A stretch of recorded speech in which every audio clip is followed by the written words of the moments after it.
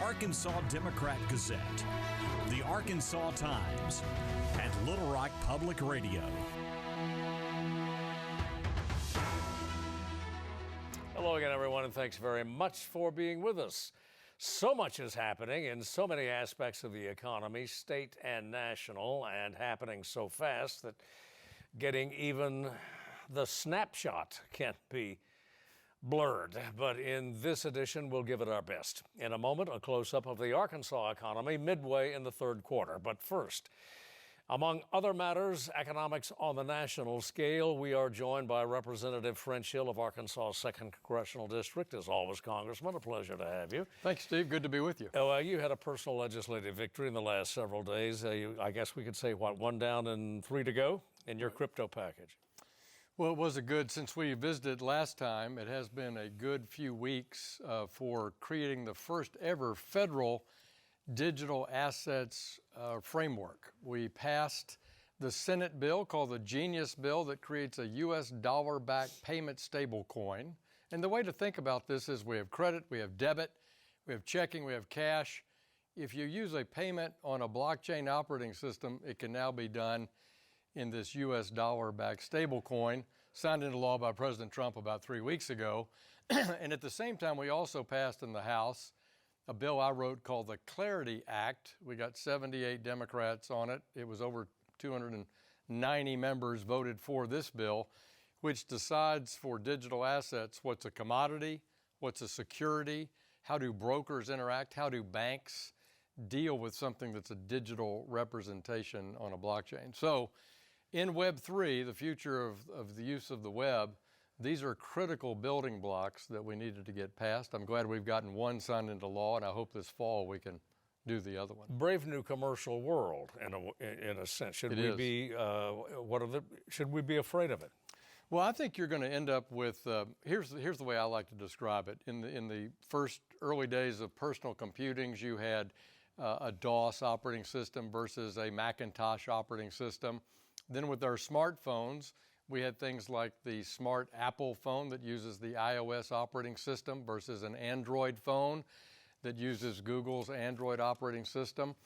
In Web3, you're going to see operating systems on blockchains, which are programmable ability to make payments on time, 7 days a week, 24 hours a day. And so you get a better audit trail, better customer service, and it's a lower cost than the existing infrastructure. And I think you'll see banks adopt blockchain payment operating systems. I think you'll see the credit card companies doing that. That will lower costs for merchants and lower costs for consumers. And as I say, it has better fraud protection and better accounting and compliance features. On to the larger economy. The last jobs report was not especially encouraging. It was pretty spooky to some in the financial industry. Yeah. Your thoughts? I thought it did show. Are we getting a slowdown here? Well, I've thought over the last few months that we were on the edge of a slowdown, and I think that jobs report was weak. And so that's why I do think that the Fed probably early this fall will ease interest rates, because I think we have some uncertainty in the economy that is biased towards slowing rather than robust. But when you read economic reports from the experts, you can make a case either way. And in fact, Jay Powell has said that, the chairman of the Federal Reserve System. It's just not clear which direction the economy is headed right now. And so maybe if you said how to err on the side of caution, it might be to ease. And so that's why I think you saw a split decision in the last open market committee meeting by the Fed. Yeah, the capital spending on the part of the business seems to be down. Hiring seems to be down. Consumer confidence and consumer spending seems to be on hold. It is that uncertainty that seems to be feeding on itself, and the tariff situation, it is argued, is not helping. Yeah. Your thought? Well, I think as we've talked before, we had such a good discussion last time I was on with you about tariff policy, how to do it. And I've said many times, including on this show, I don't support across-the-board tariffs. I support very strategically using tariffs to do market opening with individual economies. And my best advice to the president would be, let's resolve USMCA, Korea, Japan, the UK, and the EU. That gives the United States the most trade leverage with China. because if you add South Korea, Japan, the EU, the United Kingdom, and the U.S. together, we're a substantial part of Chinese exports, and therefore we have a much more leveraged position, I think, to negotiate with them. So if I were designing, I would be trying to take care of trade settlement between countries and USMCA, Europe, and our two big Asian allies of South Korea and Japan first. But what we've done, the president's chosen to do it across the board in all nations at once, and I think that's harder to do. He may have some good success from it, but I do think it's harder to do. Well, I mean, you would design a different policy. The man who is designing it, well, the policy seems to be almost schizophrenic. I mean, it changes from not day to day, but sometimes hour to hour. How to plan on that? Yeah. Well, it's created, I mean, I do think tariff uncertainty has created planning uncertainty and profit and supply chain uncertainty as we go into 2026, and that's made business cautious, which again is why when I was with you last time we were together, I urged Treasury Secretary Bessent, the President, the Commerce Secretary, you need to get these decisions behind you before the end of the summer, and we're here, and that's why I think they set the August 1st date, but I don't know that we have the clarity that we really need for most businesses. Well, and indeed, they're if I read the secretary correctly, he's bragging about it. Look at all the billions in tariff that it's bringing in. But of course, that's passed along, is it not? Well, not in every They're instance. using it as a deficit tool. Well, they are. I don't know that that's the best policy for that. But it tariffs on individual products that I would say below 20% in any one area, I don't know that they're, quote, passed along. I think you can see buyers and sellers sharing in some level of tariffs at under 20%. It depends on the product and the complexity of the product, but tariffs over that level, I think, have market implications on either supply constraints, supply shifting, purchase shifting. It's a tariff is a very dynamic economic policy tool at some level. Inflationary? Again, it could be depending on the size, the scope, and on what elements. I mean, it is definitely possible to be inflationary. I think the economic literature at a small base tariff, which you hear some administration officials talking about, like in the 15% or less variety, I don't think that that's necessarily inflationary. We have the big beautiful bill which you supported. The big issue facing state, one of the big issues, maybe the biggest facing state government. Yeah. And Arkansas practitioners, healthcare providers, is the Medicaid program. The administration says it wants to shave $1 trillion off the Medicaid budget. It also says nobody's going to get hurt. Do you agree? I mean, how's that possible to shave $1 trillion off and nobody gets? Right. Well, the vast majority is two big changes in the bill, one of which Arkansas already has done under Governors Hutchinson and Sanders, which is to have a modest work requirement for able-bodied adults who are not themselves disabled or taking care of a disabled person, adult or child, or a parent of young children. That sort of work requirement is the vast majority of that national savings, and that's the kind of thing that Arkansas has already implemented before, and so I think we know exactly how to do that effectively here. And secondly is this issue of how provider taxes in some states have been used to leverage extremely high levels of Medicaid spending, like in the state of New York, for example.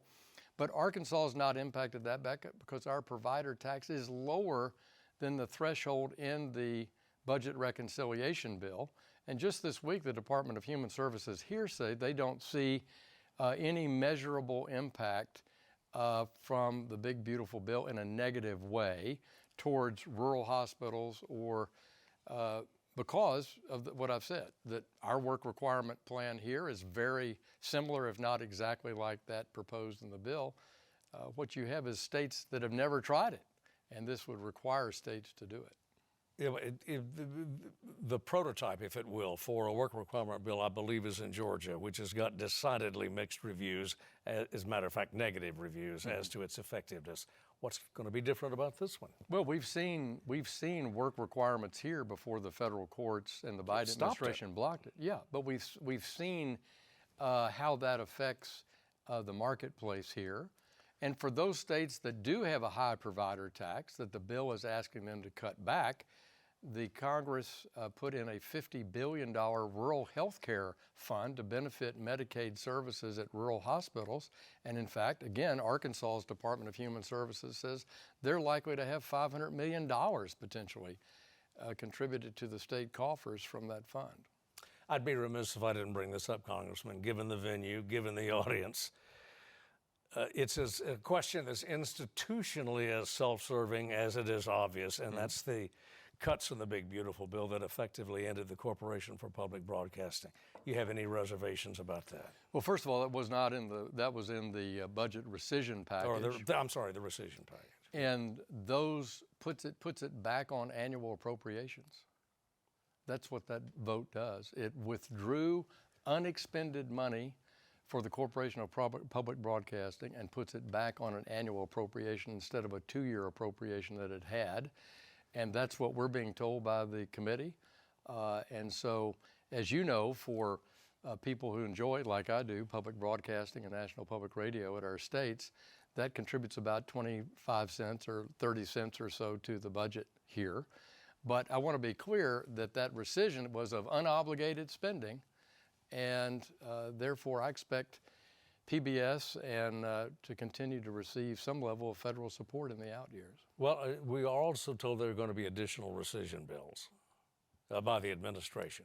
Could be in various subjects, and they'll have to deal with those with Congress. The rescission bill, there's nothing unusual about spending rescission bills. This has been a goal of presidents for a couple hundred years. We used to have Impoundment Act, which was changed in 1974, and it was moved to a rescission effort where the president proposed rescissions and then the Congress had to vote on them. It's been about 30 years since it's been used, has it? Well, yeah, and I don't know why. You'll have to ask those presidents who didn't use it because that is the process to have Article 2 proposed, but Article 1 approve, and that was the failure during the Reagan administration to have a line item veto. They couldn't do it.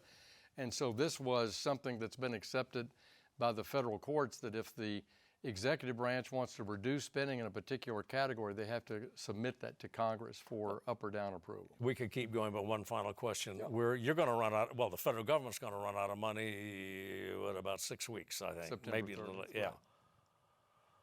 Any chance, are we going to go another CR, I think we're continuing going to have a resolution? CR. I do, because the Senate hasn't passed but one appropriations bill. We've passed, I think, 4, but that work's not going to be done, in my view, before the end of September, so I anticipate we have to have a CR. Will you come back soon? I will. Good to be with you. All right, thanks, Congressman. Appreciate it. Good to see As always, thank you.